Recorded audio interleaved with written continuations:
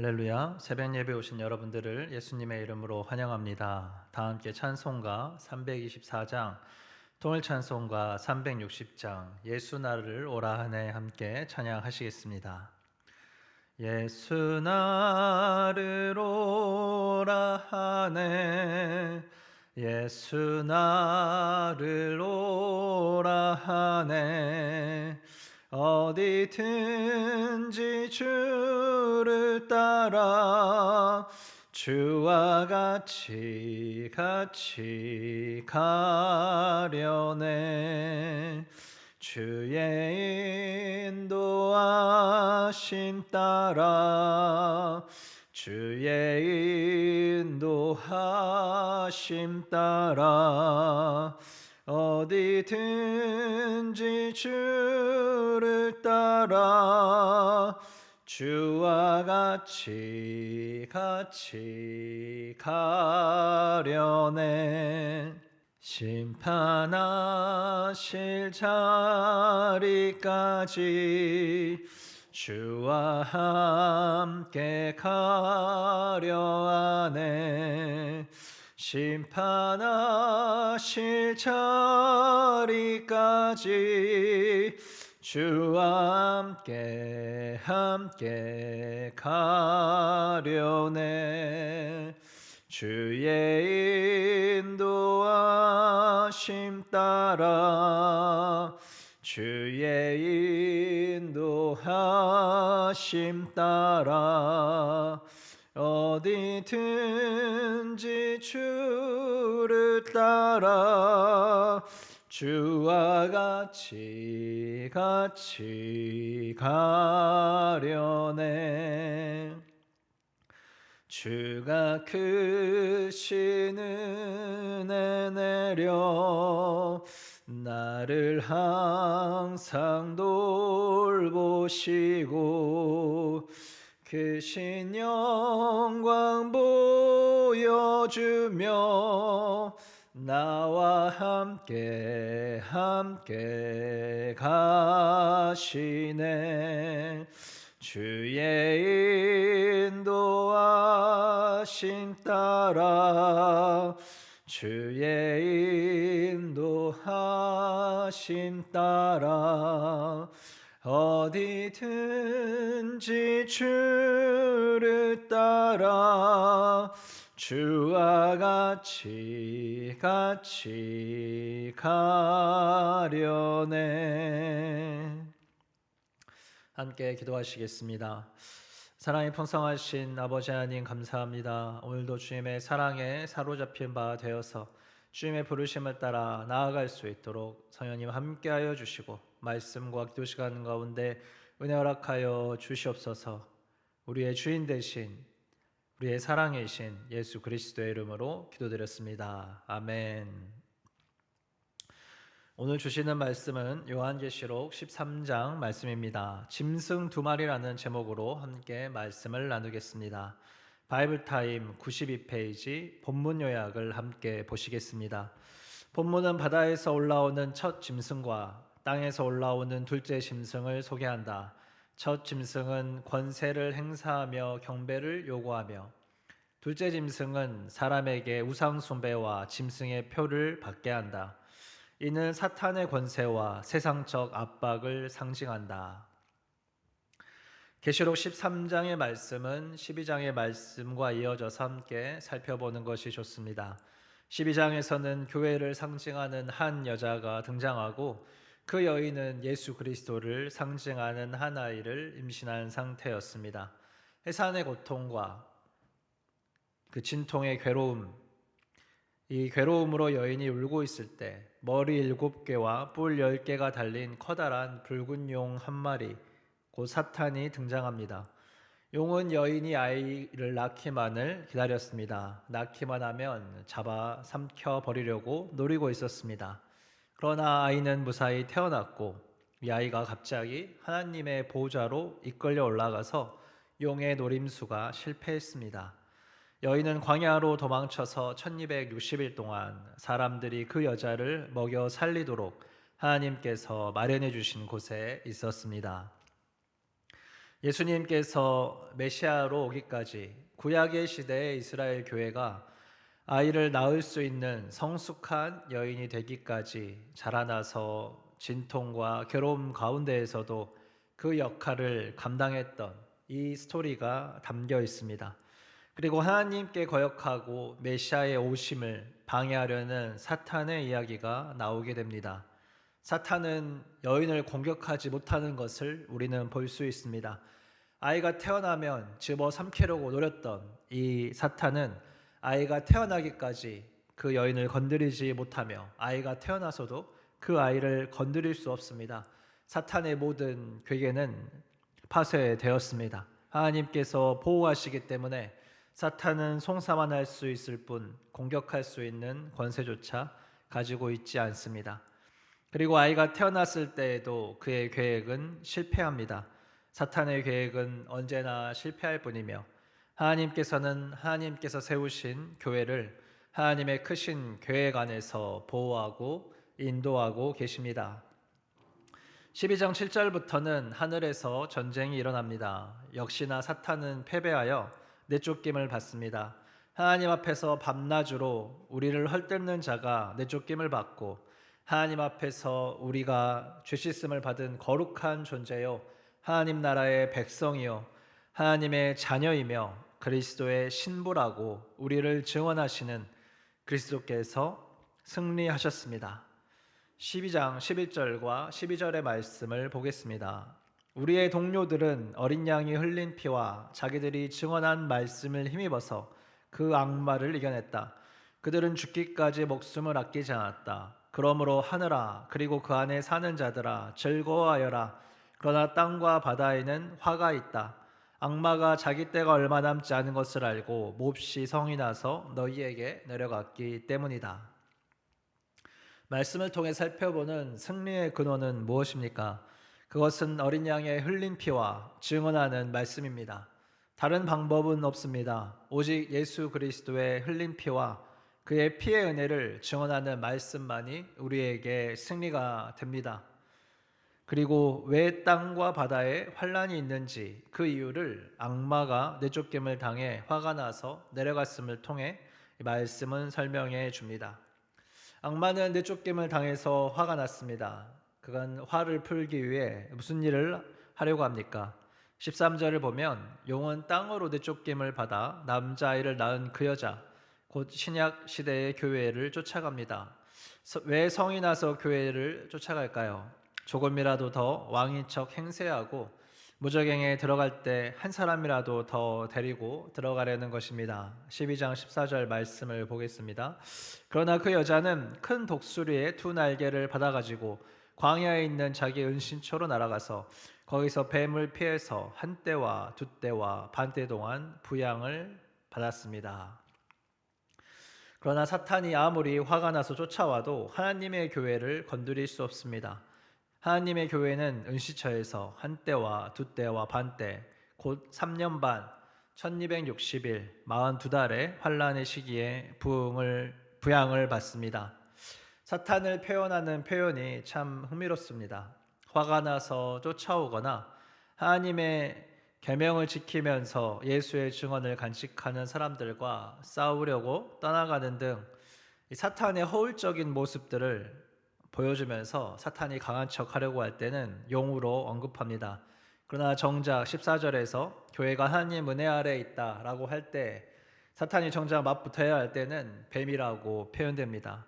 사탄은 미지의 생물같이 용처럼 두려운 존재처럼 보일지라도 막상 하나님과 교회 앞에서는 아담과 하와를 유혹하기 위해 교묘하게 온 말만 요란하게 내놓는 뱀의 모습일 뿐입니다. 송사하고 거짓말하고 말뿐인 뱀입니다. 우리가 캐대원을 보거나 흔히 사람들이 인식하는 것과 같이 사탄이 지옥에서 권세를 가지고 왕으로 통치하면서 하나님과 대적할 그런 막강한 존재라고 인식하는데 그것은 아닙니다. 과거로부터 신화와 현재에 이르기까지 미디어를 통한 온통 거짓말들을 통하여서 사탄이 우리를 속여서 말이 가득한 그런 허위 과장 광고처럼 우리를 미혹합니다. 사탄은 영원한 무적행으로 떨어질 한낱 죄수일 뿐이며 지옥도 사탄이 심판을 받는 하나님의 심판 장소입니다. 하늘도 땅도 바다도 사탄을 심판하는 지옥도 결국 온 우주를 창조하시고 다스리시는 하나님께서 주인이십니다. 이런 놀라우신 창조주 하나님께 반역하는 사탄은 싸우다가 패배하고 쫓겨나고 거짓말하고 송사하다 이제는 송사도 못하게 되는 결국 망할 수밖에 없는 참 비참한 존재입니다. 이 사탄의 근본 죄악은 바로 하나님처럼 되고 싶은 교만으로부터 나옵니다. 하나님의 형상을 따라 지음을 받은 인간에게 질투하고 그 권세를 훔쳐서 자기가 가지고 싶은 존재, 하나님께서 받는 경배를 자신이 우상이 되어서 받고 싶은 존재, 그리고 하나님처럼 되고 싶은 교만에 사로잡힌 문제 덩어리가 바로 사탄입니다. 누가복음 4장 6에서 8절 말씀을 보겠습니다. 그랬더니 악마는 예수를 높은 데로 이끌고 가서 순식간에 세계의 모든 나라를 그에게 보여주었다. 그리고 나서 악마는 그에게 말하였다. 내가 이 모든 권세와 그 영광을 너에게 주겠다. 이것은 나에게 넘어온 것이니 내가 주고 싶은 사람에게 준다. 그러므로 내가 내 앞에 엎드려 절하면 이 모든 것을 너에게 주겠다. 예수께서 악마에게 대답하셨다. 성경에 기록하기를 주 너의 하나님께 경배하고 그분만을 섬겨라 하였다. 예수님께서 광야에서 사탄에게 시험을 받으시던 때에도 심지어 예수님께 경배를 받고 싶어 했던 존재가 바로 사탄입니다. 주제 파악도 하지 못하고 이렇게 정신도 차리지 못하는 이 사탄 앞에서 앞으로 그에게 속아서 방황할 영혼들에게 예수님께서는 구원의 메시지를 증거하기 원하십니다. 성경에 기록하기를 곧 말씀에 라고 하면서 사탄을 물리칩니다. 그리고 주님은 십자가에서 주님의 생명으로 우리를 구원하셨습니다. 말씀이 무기입니다. 주 너의 하나님께 경배하고 그분만을 섬겨라. 하나님만을 우리가 경배해야 되며 섬겨야 합니다. 그분의 말씀을 붙잡고 싸워내야 됩니다. 사탄에게 집중하지 말고 하나님께 집중하십시오. 심판에 집중하지 말고 영원한 하나님 나라의 영광에 집중하십시오. 이것이 예수님께서 우리에게 가르쳐 주신 말씀입니다. 따라서 교만은 이토록 위험한 존재입니다. 사탄이 사탄되도록 그렇게 끌어내리는 위험한 죄의 근원이기 때문입니다. 우리가 철저하게 경계해야 합니다. 철저하게 성도들이 교만을 버리고 겸손하게 하나님만 바라보면서 자신을 드러내지 않고 하나님께 영광을 돌리도록 성숙해져야 합니다. 이를 위해서 사람 막대기와 인생 채찍이 우리에게 허락되어지기도 하며 또 위로하시고 세우시며 상처를 싸매시는 하나님의 손길도 우리에게 허락되는 것입니다. 우리는 모든 상황 속에서 하나님을 신뢰하는 것, 하나님을 바라보는 그러한 성숙한 믿음의 사람들이 되기를 예수님의 이름으로 축원합니다. 성전 이전 과정 중에 있는 우리가 함께 성숙한 그리스도의 몸된 공동체로 말씀 안에서 서로 사랑하며 성장하는 은혜가 있기를 기도합니다. 이제 사탄이 얼마나 하나님처럼 되고 싶어 했나를 13장을 통해서 더 살펴볼 수 있습니다. 하나님께서 하나님 아버지, 성자 예수님, 성령 하나님의 삼위일체를 통하여서 하나님의 뜻을 이루어 나가시는 것을 어떻게 해서든 사탄은 따라해 보려고 합니다. 그래서 두 짐승이 등장합니다. 거짓의 삼위삼체를 우리는 보게 됩니다. 먼저 첫 번째 짐승은 바다에서 올라오는 짐승입니다. 요한계시록 13장 1절부터 5절 말씀을 보면 왕관은 쓴 뿔들이 10개가 있고 하나님을 모독하는 이름이 붙어있는 머리가 7개나 있는 짐승이 바다에서 올라옵니다. 하나님을 모독하는 이름이 붙어있는 7개의 머리 중에 하나는 치명상을 입었는데 갑자기 그의 머리에 상처가 낫게 됩니다. 갑자기 그의 머리에 상처가 낫게 되자 온 세상이 놀라서 짐승을 따라가고 이때 용이 짐승에게 권세를 주니 사람들이 용에게 경배합니다. 그러면서 누가 이 짐승과 같으랴, 누가 이 짐승과 맞서서 싸울 수 있으랴 하고 말하며 사람들은 짐승에게 경배합니다. 사실 표범, 사자, 곰과 같이 힘이 있고 위험한 동물들의 모습으로 표현된 이 짐승은 매우 강력한 존재로 등장하는 것을 의미합니다. 10개의 뿔과 7개의 머리는 다니엘서 7장에 나오는 네 짐승의 모습을 섞어 놓은 모습입니다. 다니엘서를 참고하면 뿔들은 10왕이며 네 짐승의 머리 수를 더하면 7이 됩니다. 여기서 누가 이 짐승과 같으랴라고 비교하는 질문을 보면 이 짐승과 머리와 뿔이 상징하는 것이 하나의 권력이며 또 나라이며 그리고 그 나라를 다스리는 왕을 이야기하는 것으로 볼 수 있습니다. 예를 들면 로마에게 어떤 나라가 이길 수 있겠어? 라는 질문을 하면서 로마를 다스리는 네로 황제에게 누가 이길 수 있겠어? 라고 이야기해도 네로 황제를 누가 이길 수 있겠느냐? 이 질문은 누가 로마를 이길 수 있겠느냐라는 질문과 동일하게 우리가 해석할 수 있습니다. 그 나라를 대표하는 대표성을 지닌 사람으로도 의인화되어 표현될 수 있는 것입니다. 치명상을 입은 머리가 회복된다는 것은 그리스도께서 죽고 부활하는 것을 사탄이 모방하는 것처럼 짐승이 마치 사람들이 원하는 구원자나 메시아, 통치자의 세력처럼 권세를 행사하려고 한다라는 것을 말합니다. 머리에 있는 하나님을 모독하는 이름은 당시 황제들이 자신들이 신적 존재라고 높이는 것을 말합니다. 또한 하나님을 대적하는 자들은 하나님을 모욕하는 이름으로 자신이 신이 되어 계속 나타나고 또 앞으로도 나타날 것입니다.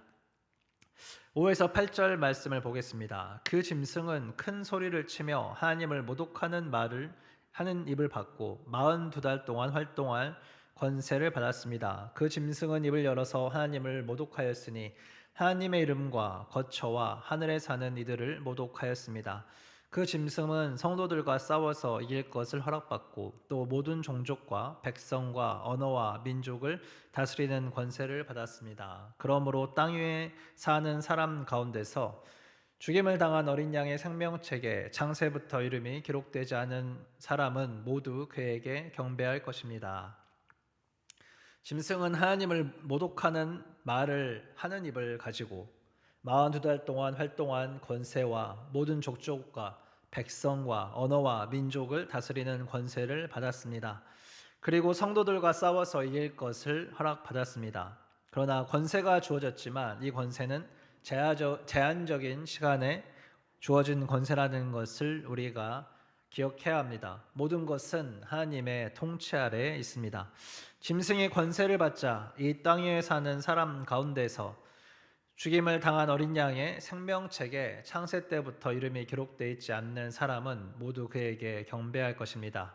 짐승은 모든 종족과 백성과 언어와 민족을 다스리는 권세를 받았지만 8절을 참고하여서 볼 때 여전히 어린 양의 생명책에 기록된 하나님의 백성들은 그 믿음을 지키면서 살아가는 것을 볼 수 있습니다. 짐승은 결국 성도들과 싸워 이길 수 있을지는 몰라도 그 믿음조차 빼앗아 굴복시킬 수는 없습니다. 따라서 9절과 10절의 말씀이 선포됩니다. 귀가 있는 사람은 들으십시오. 사로잡혀 가기로 되어 있는 사람이면 사로잡혀 갈 것이요. 칼에 맞아서 죽임을 당하기로 되어 있는 사람이면 칼에 맞아서 죽임을 당할 것이다. 여기에 성도들의 인내와 믿음이 필요합니다.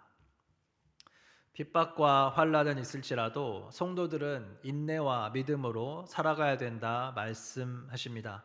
사로잡혀 갈 수도 죽임을 당할 수도 있으나 결국 하나님을 사랑하는 하나님의 자녀들은 영원한 하나님 나라에서 참 자유와 영원한 생명을 얻게 될 것입니다.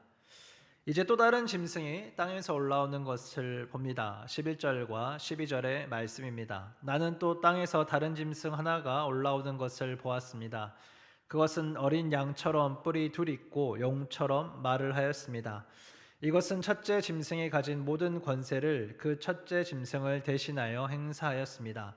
이 짐승은 땅과 땅 위에 사는 모든 사람들로 하여금 치명상에서 나음을 받은 그 첫째 짐승에게 절하게 하였습니다. 이 둘째 짐승의 주된 역할은 첫째 짐승이 가진 모든 권세를 행사하여 사람들에게 첫째 짐승에게 절하도록 돕는 것입니다. 다니엘서 8장에 보면 두 뿔을 가진 두 숫양이 등장하는데 이는 메대와 바사를 상징합니다. 따라서 두 뿔이 굉장히 강력한 힘을 가지고 있음을 상징하는 것으로 해석할 수 있습니다. 이 둘째 짐승은 굉장히 강력한 힘을 가지고 있으면서 하늘에서 불이 땅에 내려오게 하는 것과 같은 그런 큰 기적들을 행합니다. 이를 통해서 땅 위에 사는 사람들을 미혹하였고 첫째 짐승을 위해 우상을 만들라고 하였습니다. 그리고 그 우상에게 생기를 넣어주고 우상으로 하여금 말도 할 수 있게 하고 우상에게 경배하지 않는 사람들은 모두 죽임을 당하게 하는 일을 행하였습니다.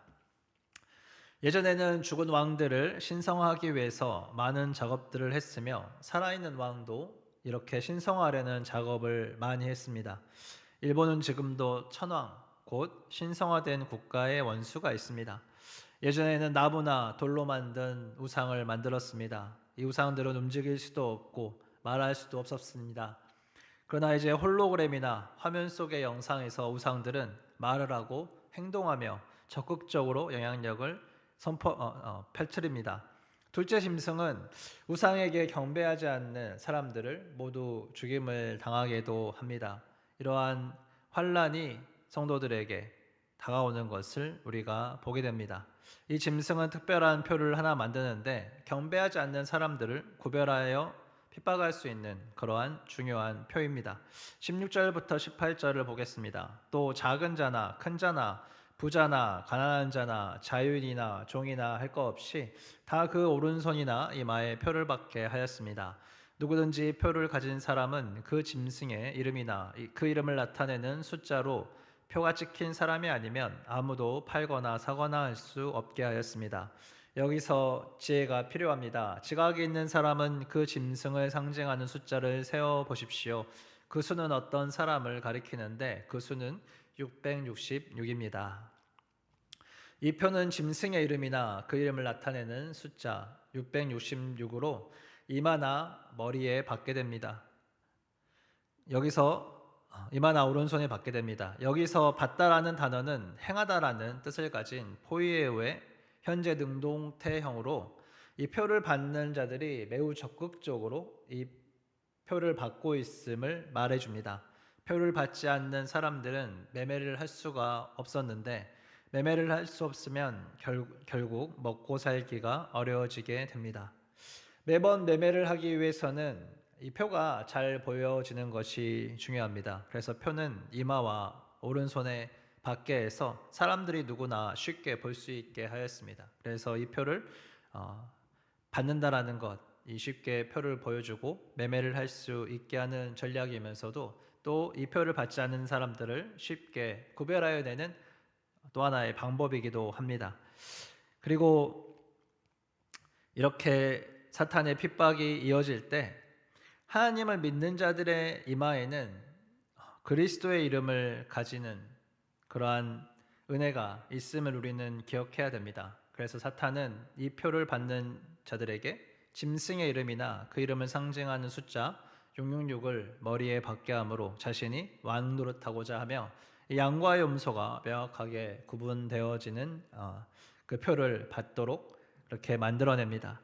이름을 상징하는 숫자는 게마트리아라는 방법을 말하는 것인데 폼페이의 벽에 나는 545의 이름을 가진 그녀를 사랑한다 라는 글도 발견되었다고 합니다. 여기서 666은 로마 황제 네로의 이름을 상징하는 숫자인데 당시 지도자였던 도미티아누스의 별명이 제2의 네로라고 합니다.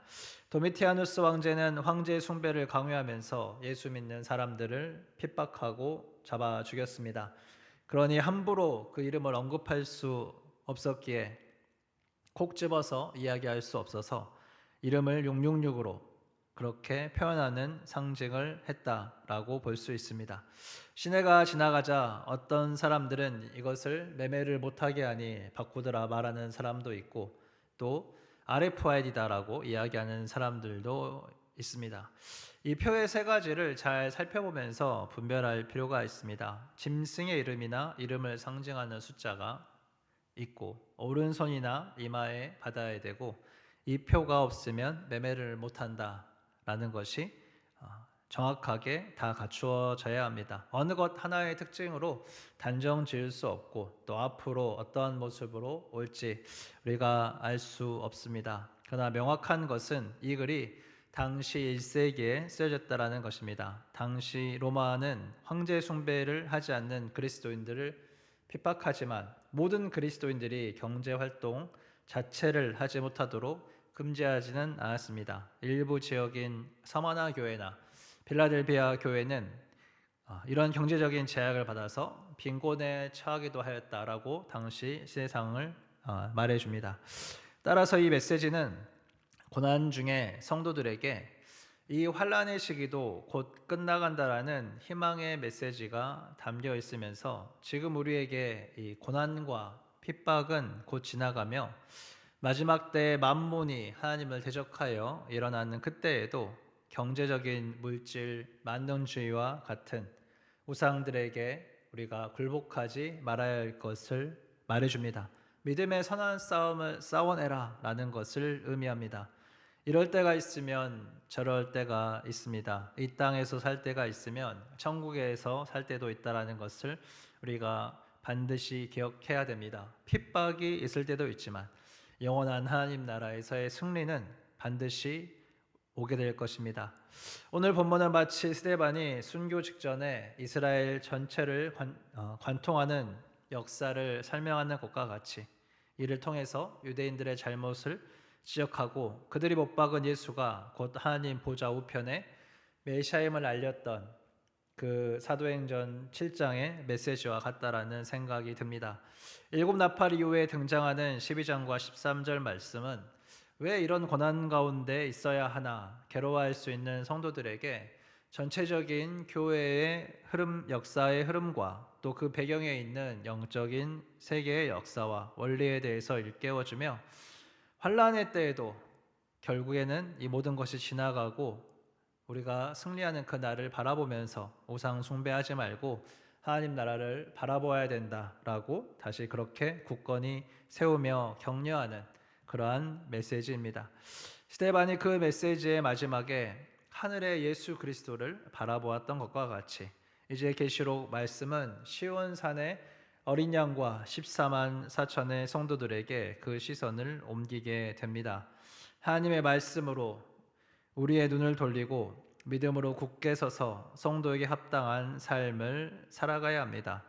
거짓의 아비인 사탄은 패배하였고 우상에게 절하는 자들은 장차 영벌을 받을 것이며 예수 그리스도는 승리하셨고 그를 믿는 자들은 영생을 얻게 될 것입니다. 우리 함께 기도하시겠습니다.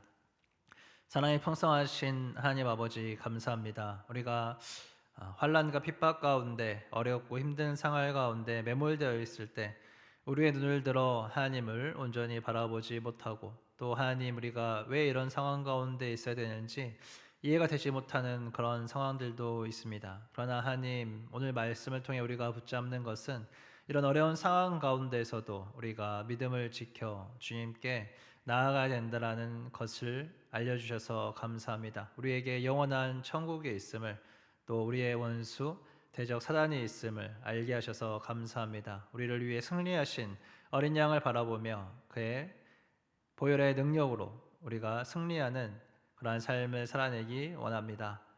감사드리고 예수 그리스도의 이름으로 기도하였습니다. 아멘.